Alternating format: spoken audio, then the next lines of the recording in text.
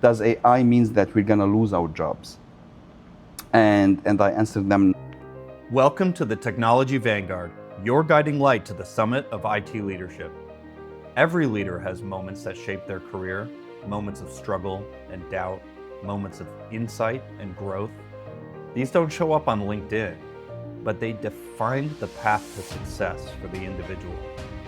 Join us as we sit down with top CIOs and tech executives and uncover the personal journeys, the grit, the reinvention, and the relentless growth behind their achievements.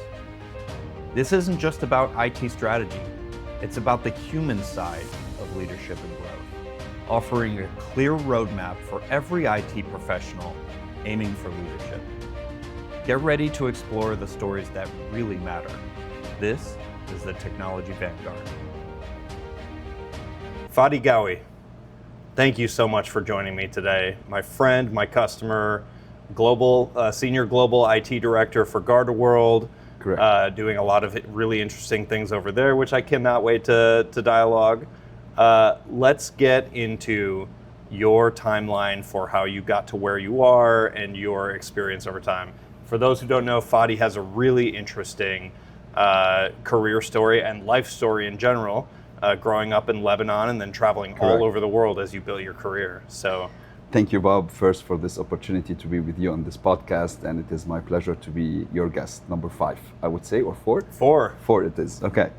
Well, actually, it's quite interesting of a career story that I started back 25 years ago, but I would say I had a passion for technology since I was very, very, very young. At the age of maybe 10, 11, 12, as I had for astrophysics that you know about. Mm-hmm. My career obviously started back in the early 2000s when I was a Cisco tech engineer. I've worked as a Cisco tech engineer. After that, in the years 2004, I was an IT manager in a hotel, owning all the infrastructure of the hotel. And this gets really crazy here because in 2006, I had to leave Lebanon, unfortunately due to the war.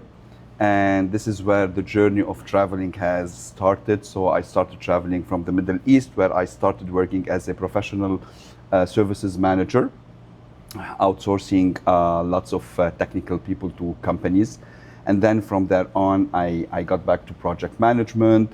From project management, I went back to IT operations, cybersecurity, and delivering into the Middle East, Qatar, Dubai, Saudi Arabia, Algeria, Morocco, a bit of Europe, and then handing back and coming back to Canada. So the career started as an IT manager, project management, and then IT operations, PMO director, then leading incident responses with a major cybersecurity company, and then continuing the ladder as an IT operation manager, global director of IT operations, and reaching with Garda today, the senior director of the global IT operations law. Yeah, so you're essentially leading IT strategy across 5 different global companies right now. Correct. I could say more than that. So within Garda, you have a big 6-7 companies, big companies. We grow by acquisitions, but yeah, we could say 6 fixed companies, across 7-8 countries. So.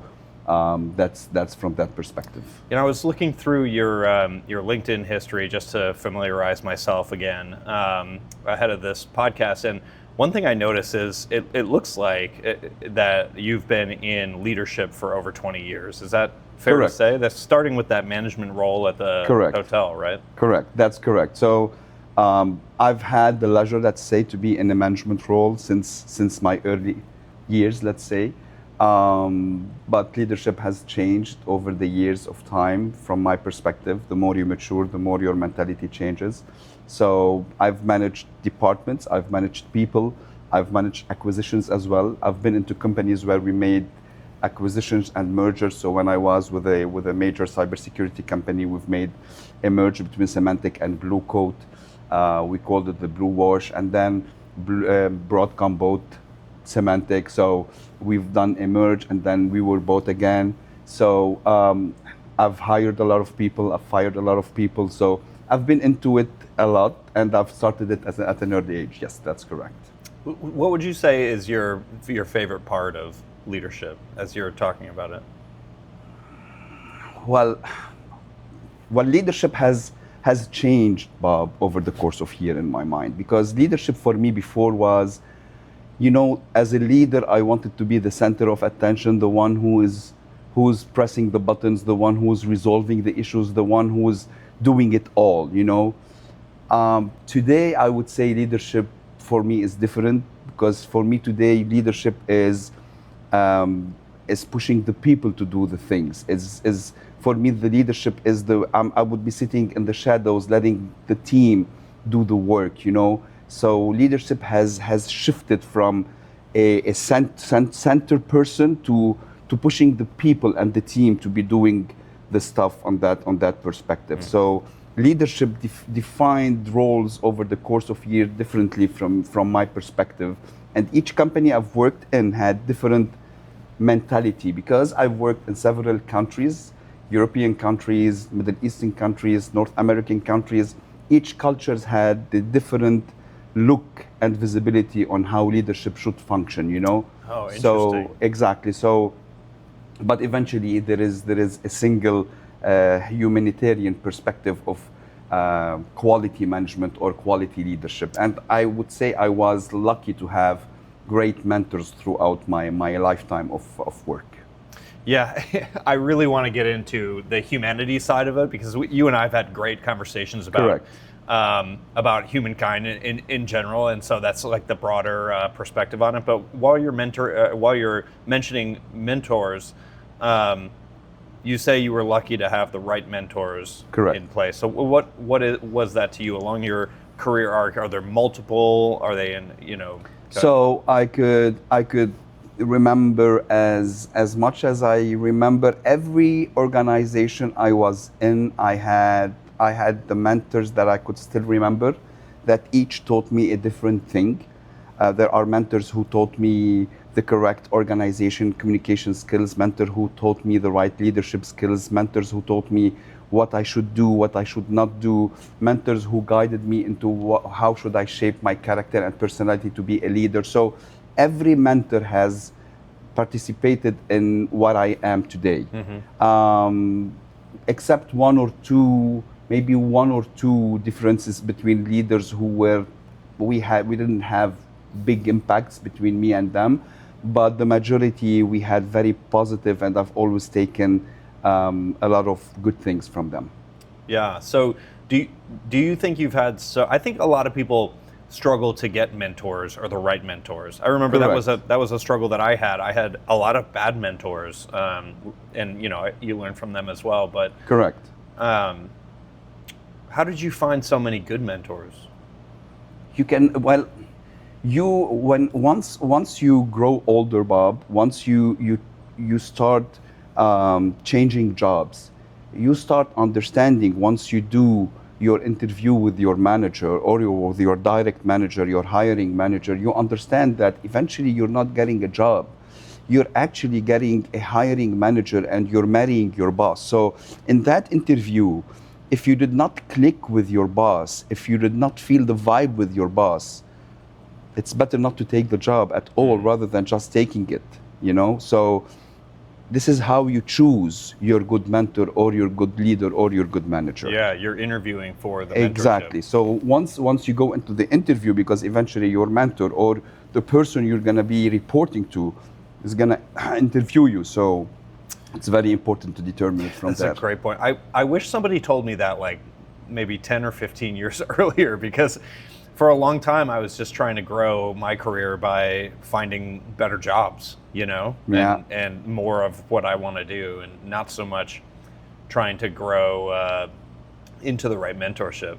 That's really great advice. So would you say you lucked into that, realizing that early, or were you looking for that at a young age? No, actually I would say I was lucky in the beginning of my career. I was lucky getting the good real mentors over that. But again, during the path of my career, I realized that choosing the real mentor and manager is really important. But in the beginning of my career, I could consider myself really lucky to get the good mentors, because you're not at at a maturity level where you would understand in the beginning that, as you said, you would be looking for a better job, you want to evolve, you were not focusing on those practical things, you know?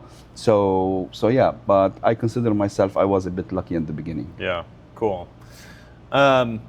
Let's play, before we look in at, you know, what where your struggles were and your greatest moments of growth.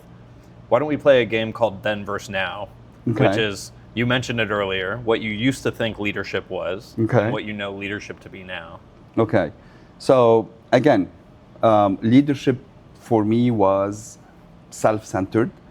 It was more like, I am the one who should be resolving everything. I am the center of attention.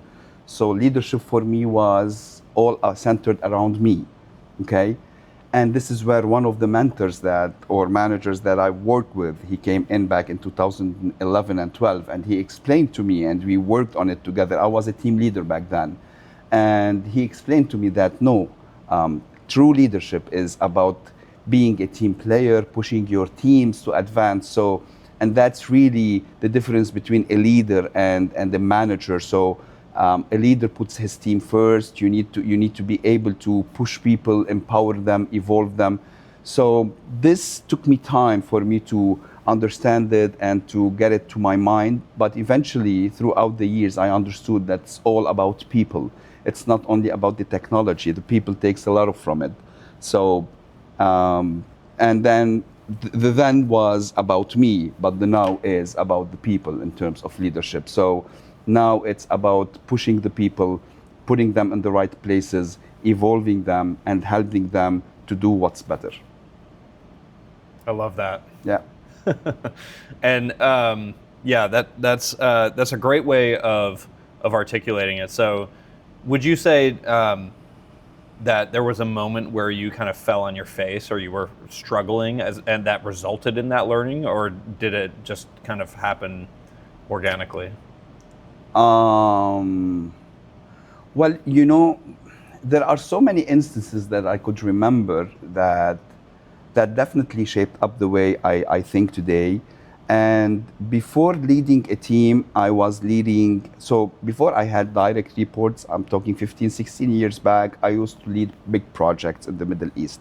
So as a leader for big projects, as a projects manager or a projects director, you lead people indirectly. So you lead technicians, you lead project engineers, you lead engineers on the field, because everyone looks up to you as the project leader for delivery, okay?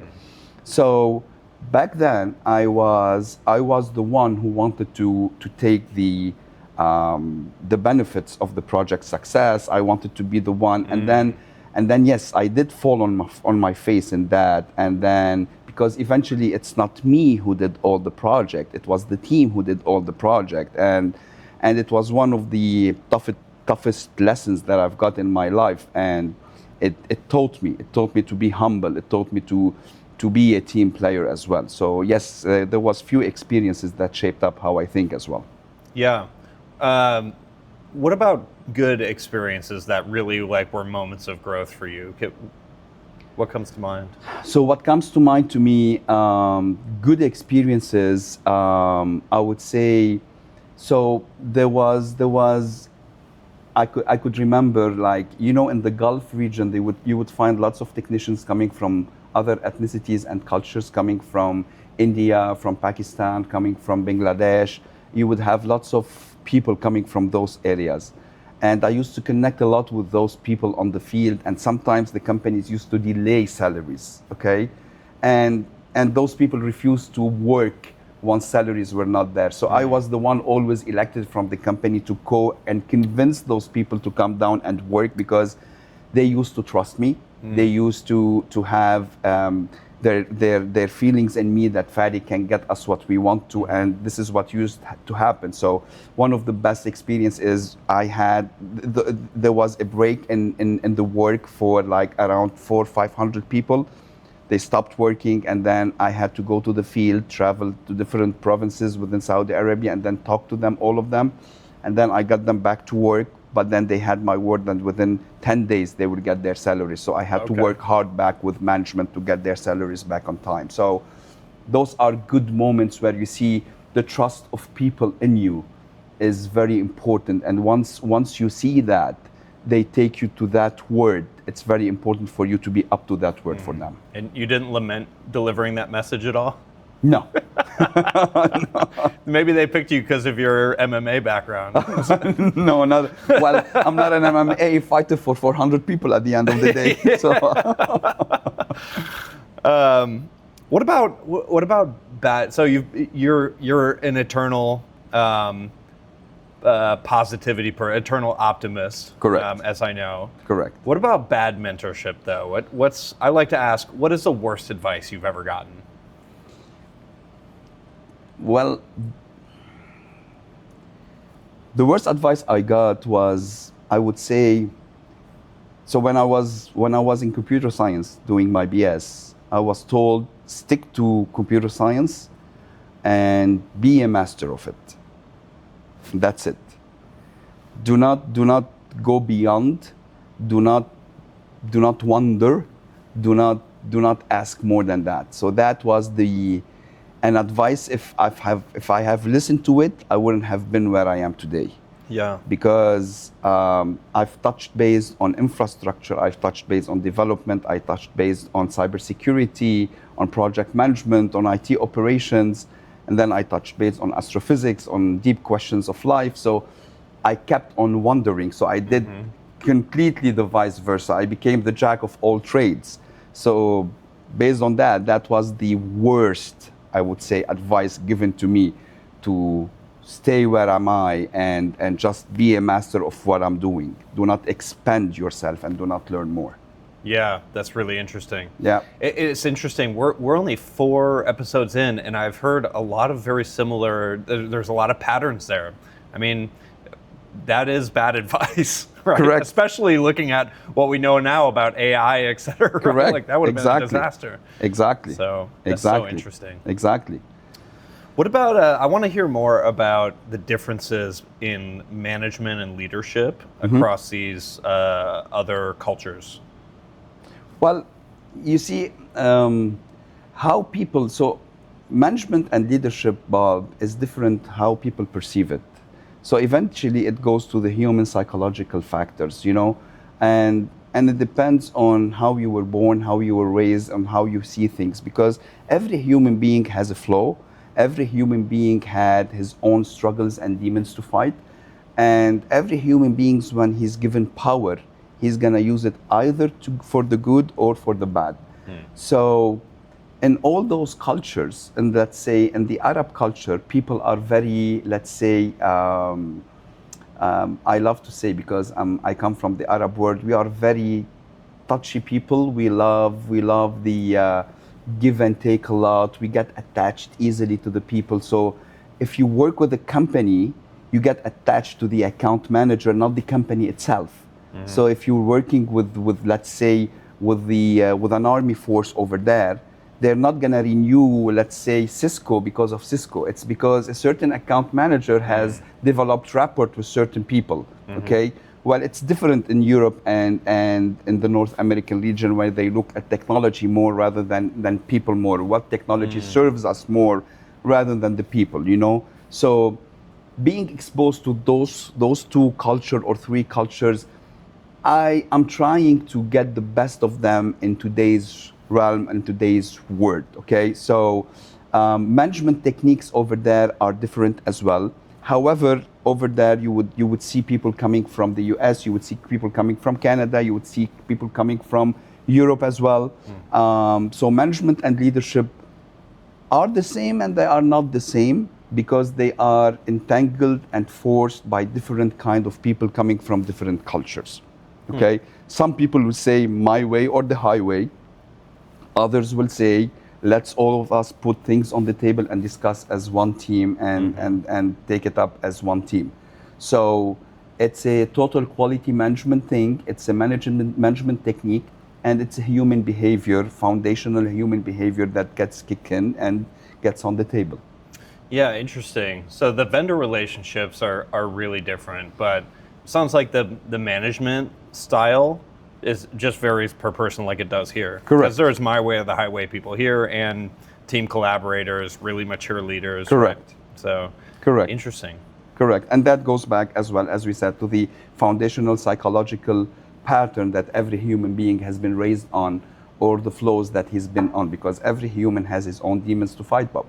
Yeah, so when you're interviewing, let's go there. So when you're interviewing, I assume that the personal component of that, like what are your demons? What is it that, what do you struggle with, and what are you great at, and how are you going to respond if I want to give advice or be critical about something, right? Yeah.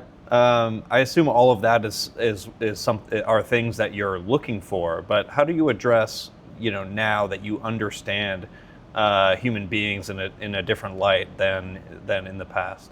That's a great question, Bob. When I interview someone for a role, definitely the experience matters the most, especially if you're getting someone senior. But in total honesty, Bob, what I look for people is honesty. I look for great characters, and I look for people I can click and vibe with them. I don't look for technical skills per se only, because technicalities today, you can, with the use of AI, you can get the technicalities directly. Today, using Claude, Gemini, or any LLM, I can just go in and develop a whole code for an application, or I can just do any configuration for a switch or a router, or troubleshoot anything that I want. So those skills today are not something that are rare anymore. So what is rare today is to get the right personalities, the right charisma, the right fits of those people that you want, not only the technicalities part. Yeah. Do you look for any character traits in particular? Personally, when I interview someone, I love people who are team players. I love people who are positive and people who are always smiling, because temperature is very important, Bob, and especially whenever you have an incident, whenever you have something or an outage or something goes wrong, people look at you just to see your temperature. Okay, and your temperature says it all. And I learned that when I was an incident response leader, when I was with Symantec, and people look at you not to say if you are solving the problem. They look at you to see how calm you are. So your calmness and temperature says very well how things are going, and you learn it from that part. So it is extremely important for me to get people who can control things, who can function under stress, and because stress eventually will not resolve the problem, it will get it worse, and who can really translate between the technicalities and the business foundations. So what about, let's say you hire somebody, you are very high on this person, something goes wrong and they make a big mistake, and then they don't take your feedback well initially. What's your response? Are you looking for like what's going on internally for them, or are you feeling like you've made a mistake? Look, throughout my career and my mentors, what I learned, Bob, is standard high, put the blame low. Okay, so I always put the blame low on my team, and I always said it to my team 10 years from now, or 10 years ago up until now. If anything happens, the blame's on me. If you do something bad, I take the blame. If you do something good, I'll put you in the front end for you to shine. Okay? So if one of my team members will do something wrong, even though I've given him the feedback, first of all, I'm gonna be the one taking the blame, and I'm gonna be the one responsible for that, because I did the hire. And however, what I'm gonna do, once this is fixed, I'm gonna sit with him. I'm gonna understand why my feedback was not taken into consideration. It might be that my feedback was not in place. I could be mistaken, I could be wrong, I'm a human being as well.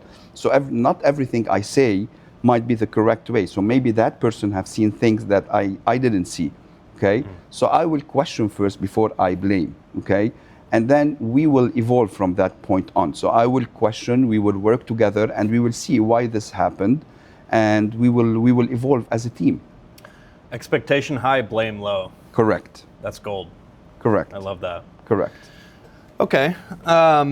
What about, before we move on, what about AI skills when it comes to hiring? Is the new cybersecurity AI landscape, is that changing how you view talent? Well, yeah. Look, AI is a big subject, Bob. I'm a great advocate of AI. We at Garda are great advocates of AI as well. How is it changing the hiring pattern? It's really removing a lot of garbage in. Okay, so today we used to receive, let's say, for an infrastructure position, 1,000 CV. Okay, instead of assessing them one by one, or just assessing 100 and the remaining 900 goes unassessed. Today is AI is allowing us to assess the 1,000, but get only the 10 or 20 or 30 or 50 that are really desirable. So yes, AI today is allowing us to get into what we really want. Okay, so and it is evolving like crazy. Okay. On this note, I read an article today where people are putting a prompt into their resume, so AI will pull their resume as one of those 10 or 20 that you want to look at. Yes, I've seen It's that. so interesting. But again, they will pass the first one. Yeah. But eventually, if they are not the right fit, they're not going to go in, because eventually that will not remove the human interview. Yeah, it does lend some insight to the capabilities skill-wise Correct. of using AI for that candidate, honestly. Correct. So I guess that's kind of what I was asking, is like, how important is their knowledge of how to correctly use AI? Because there's a lot of different, I could Google something and that's using AI. Correct. Or I could create an amazing prompt that gives me pages of analytical data around a subject, Correct. right? So there's That's correct. a lot of different ways to put it to work. Correct. That's 100% correct.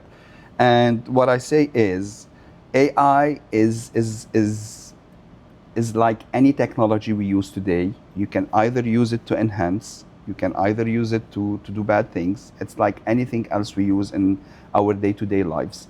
But I believe in the coming 2-3 years, AI is going to be more robust than today. I'll give you another example on AI, Bob. We have around 28% of tickets deflection today, so we don't have a tool problem. What I think today is we don't have a full AI agent capable of deliver from end to end a ticket with a zero human intervention. And that is due, I don't think that is mainly due maybe to a lack of technology. It is maybe due to the lack of planning and transformation that's going to happen in the next few years. So this is where we're trending. This is where we're evolving. And again, this is a big part that people underestimate. And now my team, some of my team members comes to me and say, does AI means that we're going to lose our jobs? And I answer them, not at all, because a company's maturity is to understand the capability of AI and then integrate what AI means and create new scopes for you guys. And that's what we're doing today. So we're enhancing the scope of what our people are doing. And then so AI can never replace the humans in any organization. Yeah. Yeah, I think that's the reality we're seeing across IT landscape as a whole. It's people aren't going away; they're just 10xing their ability to produce. Correct, exactly. And I take it from another example. I have a friend of mine who's into graphic designs, and then way back he used to develop or he used to deploy 2-3 designs in 2 months. Now he's doing 10 designs in 1 week, and that's because he's utilizing AI as well to assist him in that. So it's increasing the efficiency of what we're doing today. Yeah, absolutely. Yep. Well, so I want to, we've transitioned into the technical side of the podcast. I have a ton of questions for you because I'm infinitely curious. But before we do, let me take a little break and shout out to our sponsor today, Native Downtown Rochester. They are in the heart of downtown, right on Clinton. They have the best patio in downtown. It's a great place, and our friends are letting us film here today. So thank you very much, guys. And the food's great, the cocktails are great, and cheers to Native. Cheers. Okay. So, we're talking AI. We will loop back to AI. Let's start with digital transformation. Okay. What does digital transformation mean to you? Well, that is a very big topic. Transformation by itself is a big topic, Bob, and digital transformation is transforming everything you have today into the digital scope. So digitally is create your scope of what you're doing today into the virtual hub of the internet and moving it completely over there. For instance, I'll give you a small example. I consider moving on-prem technology to the cloud a digital transformation, because on-prem technology is something tangible you can touch, while on-cloud servers are things that you cannot touch. Okay, that's a digital transformation considered. Okay, Yeah. So anything that is moving to a technology that is untangible, that you cannot really touch with your hands, I would consider it a digital transformation. In the past, it was considered a digital transformation if I'm taking a bunch of documents and documentation that I have, or a software that I'm producing, and then I'm getting all this documentation into a PC that's going to reside over there into PDFs or Word documents. That's a digital transformation. But it got beyond that. Digital transformation is moving everything to the cloud, even to a certain extent that now there are projects being done to move our consciousness to the internet, which is a bigger and bigger question of whether that's going to be probable and possible in the future or not. Yeah, I'm not ready for that can of worms, but let's get there towards the end. Yes. Yeah. So when you tell me digital transformation is practically moving everything any company does from the native technology they do today into a cloud technology, or a technology that is done through the internet. Yeah. Okay. I love that. I mean, you guys are meaning GardaWorld, you're in the middle of that right now. You're several projects, yeah. But again, what works for a company in Garda might not work for another company. As we said, Garda is a set of 6 or 7 companies which are in different businesses, each of them. So what works for one doesn't work for the other. So it's not like a standard we can put for all of our companies. Mm-hmm. Yep. IT leaders are being asked to accomplish more constantly with less, obviously the AI conversation, but I think this was really taking place over decades, right? Yeah. I mean, before AI was a thing, this is constantly like, how can we do more with less? What's your philosophy in where you invest your time and resources in order to accomplish that goal? Well, it's not about making more with less. It is, first of all, I would talk about defining the ABC players we have in any team, okay? Mm-hmm. And evolve the C players to become B players. Because eventually, Bob, in any team you have, you don't want all the team members to be A players. Mm-hmm. Because eventually you will have to promote them all, and you wouldn't have a place to promote all the A players, okay? So it is increasing the efficiency of what you have today from the team members so they can work accordingly. Mm-hmm. Which means if I have a team member putting 40 hours a week, is he really putting 40 hours a week, or is he losing, like, especially after the COVID, we know that most of the people are started working from home and not coming to the office. So I would presume out of those 40, maybe 10 or 15 hours are being lost like that.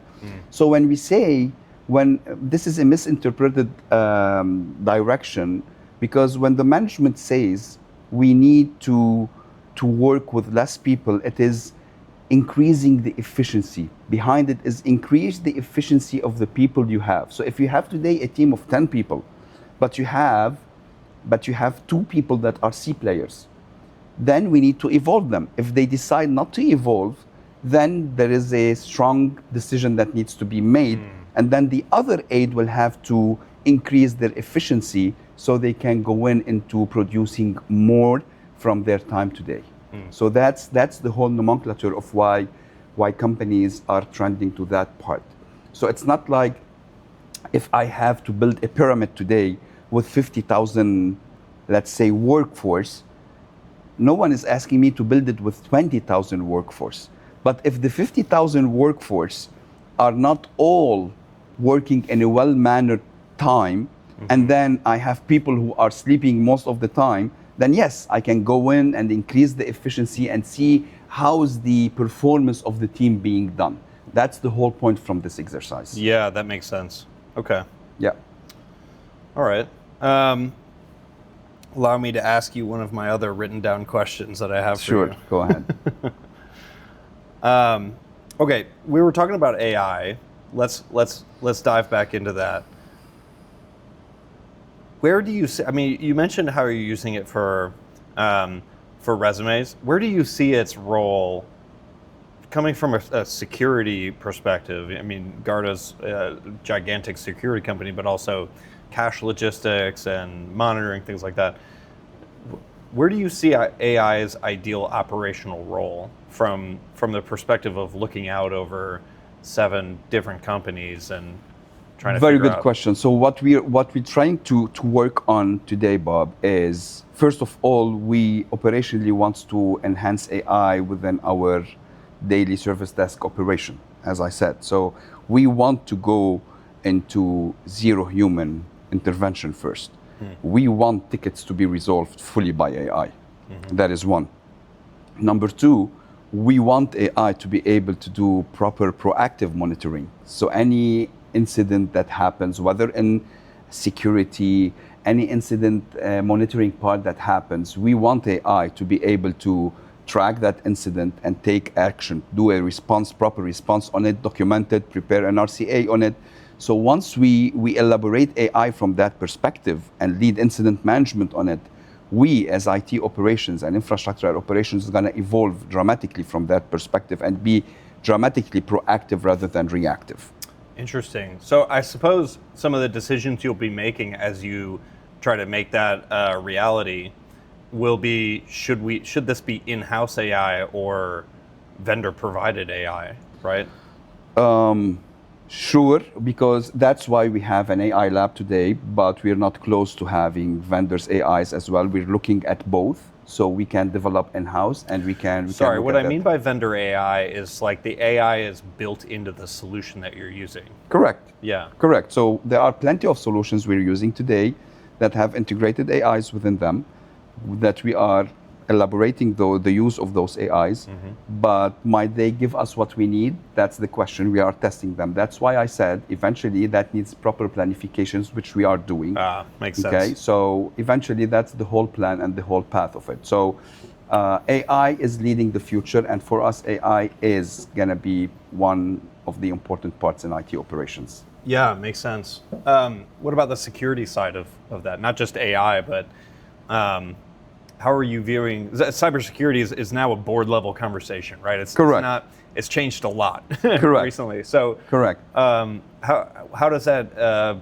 What is your day to day with cybersecurity now, and how does that change with AI? Well, look, for as of now, cybersecurity is still globally touching and pushing back on AI a lot.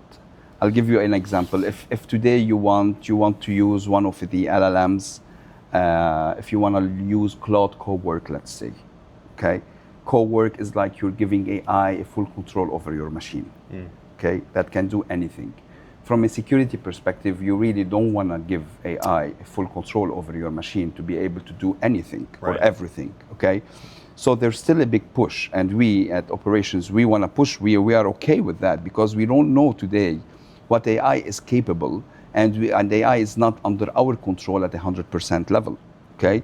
So yes, there are things that are doable, but there are things that are not doable. Now, what I would think AI would help in terms of security is if we get applications to be integrated with a SOC, where AI can do the proper monitoring towards security incidents, and take the proper actions, which minimizing the those security incidents, that would be something important for the security part. But from a user's perspective, yes, there are still, which is a logical push from cybersecurity towards the use of AI from that perspective.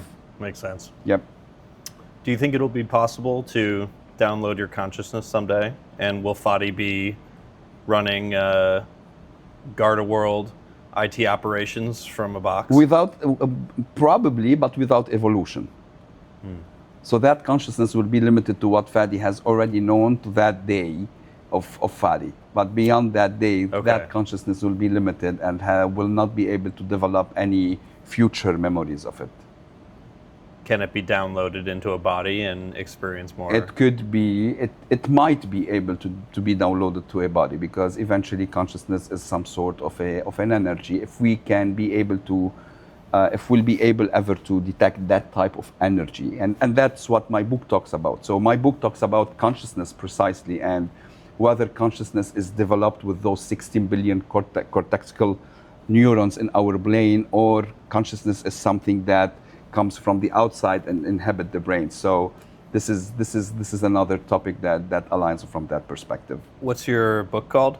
It's called From Atoms to Consciousness. It's in. Can I buy it on Amazon? Not yet. It's still in the last phases of being edited right now with the editor. But I thought I had missed something. I was going to say, if you had a book, I would have had it already. You're going to be receiving a signed copy from myself. Oh, please. Okay. Definitely. Yes, I can't wait. Definitely. When you audiobook, you got to read it yourself. I will. Yeah. Yeah. I got this comment from you, and I took it into that perspective, and I will read it myself. I would love that. Yes. I'll buy it on audiobook too. Definitely.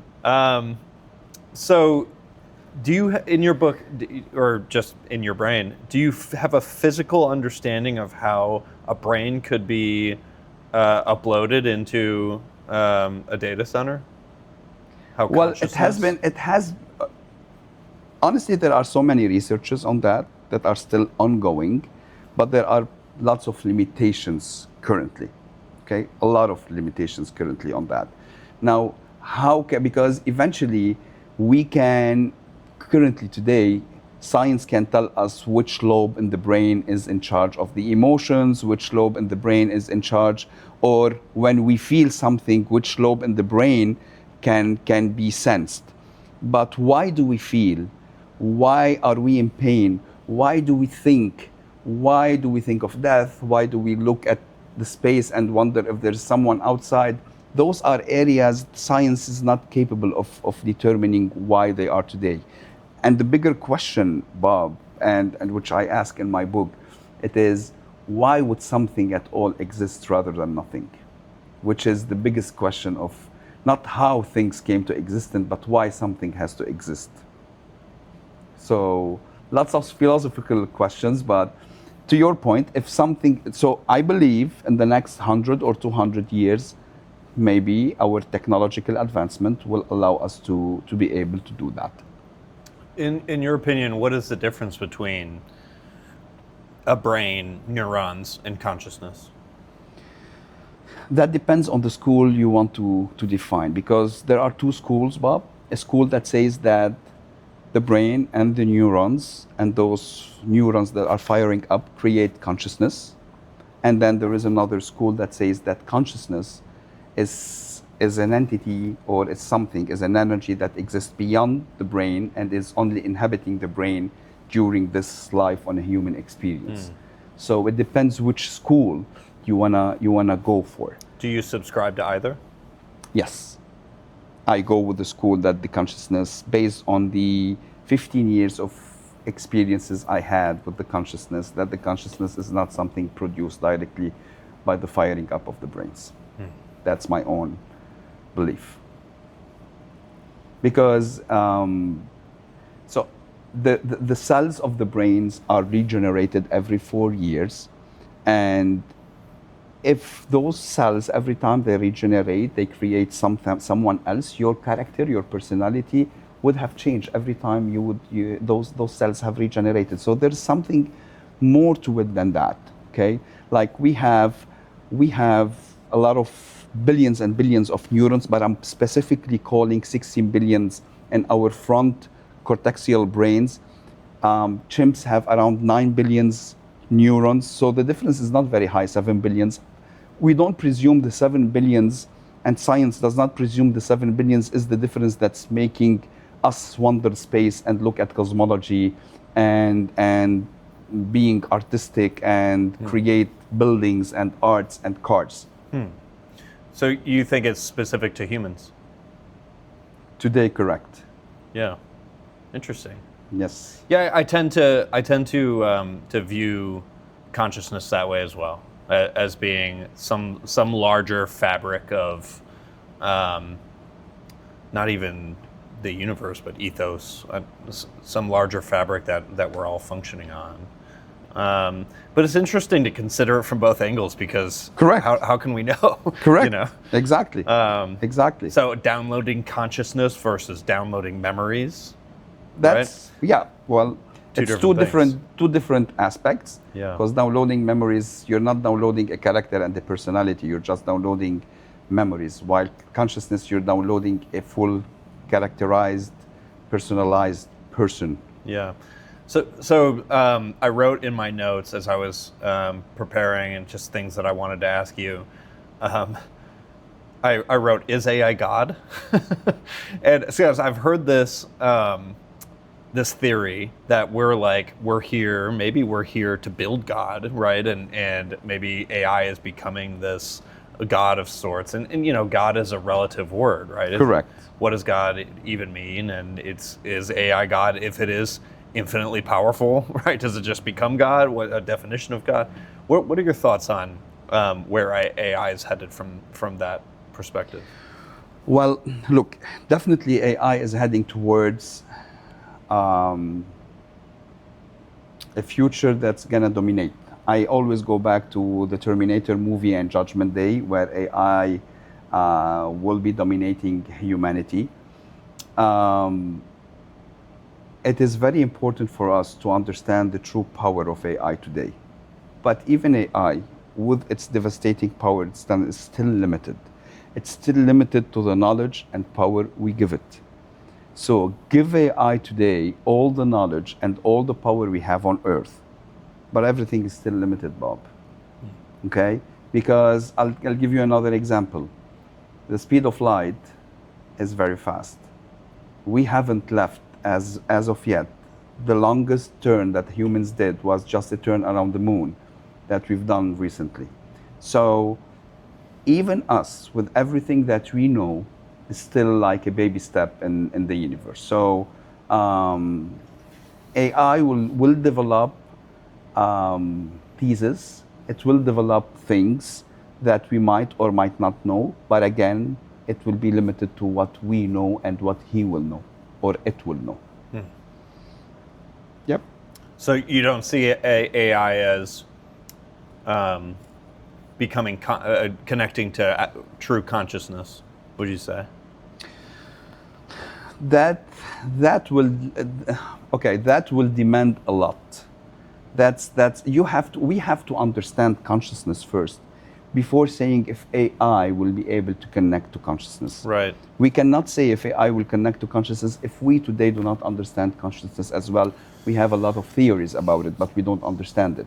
Yeah, because I think as we were talking about it, I think that the two schools of thought, you could literally go either way in both of those schools of thought. Because the one school Correct. of thought is like we create consciousness, right? We're kind of projecting, and in that scenario, if it's just the brain that does that, then AI technically could do that because it would just be a network of neurons projecting, right? Correct. Or maybe there's something special about the human brain or animal brains that a living brain that can project. And the same on you're connecting to a greater consciousness, the other school of thought. Can a machine do that once it has enough neurons or the right components, whatever that component may be? Or Correct. is there something special about our brain or our purpose or our living brain that... Maybe the consciousness needs this complexity of neurons for it to come inhabited. Yeah. So maybe if the AI will develop this complexity of neurons, it will be able to connect to that type of consciousness. Or We're maybe not saying consciousness doesn't even need a brain to connect, right? Maybe there's... Well, definitely consciousness does not need a brain to exist, Bob. Right. if we agree to the school that says consciousness exists beyond the body, it's not something produced by the body. Right. Because what we know of all that we have is 5% of the truth, or maybe 1% of the truth. There are so many, because imagine all life on earth, everything that has ever lived on earth or spoke on earth, every religion, every war proclaimed is only have been done on earth, which is, as Carl Sagan says, it's the pale blue dot that we have in the universe, which is like a grain of sand on a longer beach. So what we know is a drop, what we don't is the ocean. Whoa. So defining what AI might be in the future is a big complexity of what it might be. Yeah. It will suppress humans' intelligence, that's for sure. That's for sure. However, will it develop consciousness? That is a big question mark. Do you talk about it in your book, AI in particular, or is No, it the human? no, because my book particularly talks about humanity. That's what's the book about. So humanity, how we came to be, what are the probable theories of humanities, and all the theories that. So what I'm trying to say is, science and spirituality, they have both said the same, each at different timelines, but no one has ever looked at them from that perspective. Yeah. Interesting. Yeah, I look forward to reading it. I'm always learning on that frontier. Yeah, I mean, I immediately agree with that. I think that it's almost like I don't know if it's a human thing or just like a design by design to have us arguing and spending time like disagreeing. But I do think that the two can be married in Of course. you know, and it's only the extremities on both. And look ends how that many don't- times, Bob, science has changed. We thought things went this way, but then we said, oh no, we thought this, but then we thought, oh, it's wrong. Look how Newton figured out time, but then how Einstein came in with the theory of relativity and said, no, time is not the way that Newton has put it.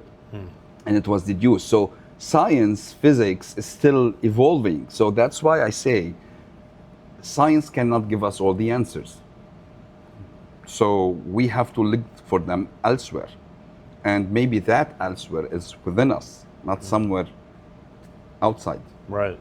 Is that something that you a thought process you started developing while doing your astrophysics No, it's work? way back.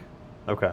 It's way back. So it's So it all started with me when I was very young, even when I was back in Lebanon, living in the war. Because during the war, you could simply die with the friction of the second. So you question your existence. If I'm here right now, in a second I might not be here. So why I'm here?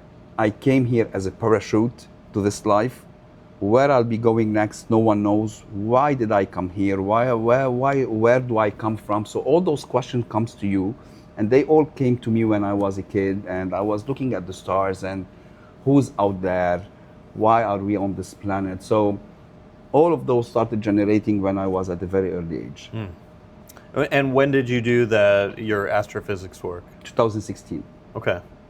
Yeah. A while ago.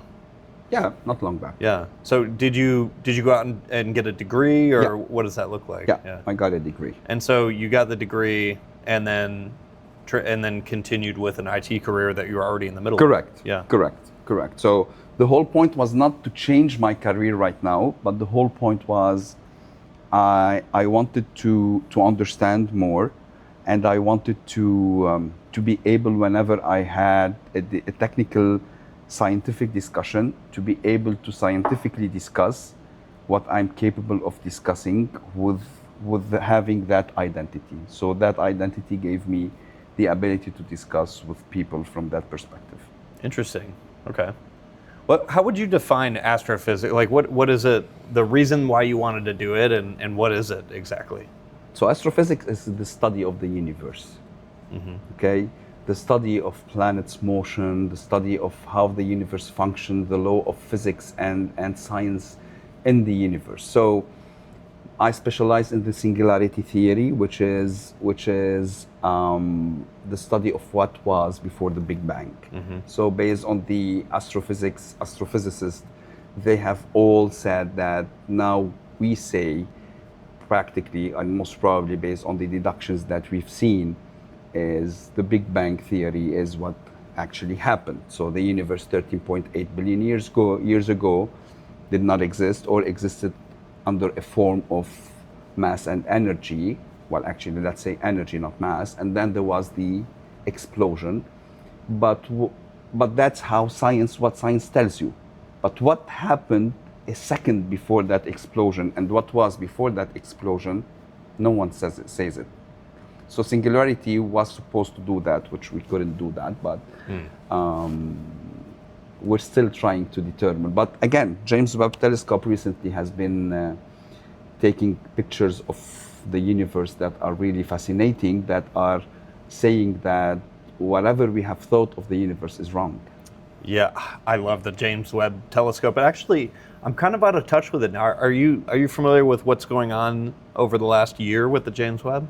From what perspective? Well, I'm just curious if what's been found and yeah. So what's recently has been found that has shaken the physicist world is that the James Webb Telescope has found galaxies that are 4 billion years old after the Big Bang, which completely does not make sense in the astrophysics world, because those mature galaxies with their solar systems should not be there at that early stages of the universe Big Bang.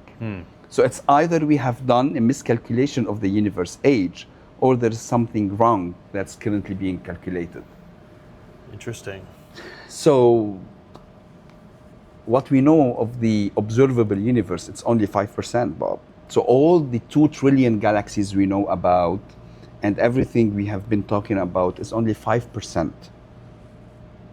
So imagine the 95% we know nothing about. Yeah, I would say we know very little about that 5% too. Exactly. We just know it's there. So we know 0.00001% about that 5%, let alone those 95% of dark matter that we don't know about. Yeah, it's so interesting. Yeah, I mean, that's why the Webb telescope was created, right? And yes, and definitely. So it's still taking us back in time. It's still taking pictures back in time, and obviously we're seeing what we can get. So, and eventually, when I came to Canada, Bob, my whole intention was to shift to astrophysics. Okay, and I wanted to, but I couldn't eventually. I came to Canada actually after COVID, and it was a very difficult phase, especially after the Beirut port explosion. And so we relocated to Canada. It was a very, very difficult situation. So I had to utilize all my expertise and go back into IT because, finding a new job in astrophysics with no prior expertise will take you lots of time. So that's that. But eventually, maybe in the next 10 years, I will go out. You might go back? Yeah, I might. Okay. Yeah. Is Canada a good place for finding that type of work? It might be. It might not. We'll see how the path and the journey will take us. We're eyeing a potential immigration to U.S. Could be. That'd be great. That could be. You wouldn't have to cross a border to come see me? Exactly. Well, it could be. The world is big. Yeah. And definitely there are lots of things that's still on my bucket list to achieve and to accomplish. But hopefully we never know. So last question. Go.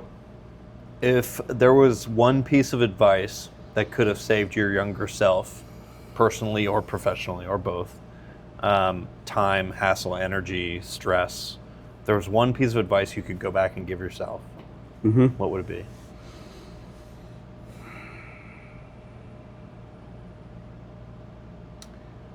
Well, that's a good question. Well, the problem with this question is I am today because of all those struggles and things that I've done as my younger self. But if I want to go back to my younger self and tell my younger self to do something, I would tell my younger self to be more easy at itself.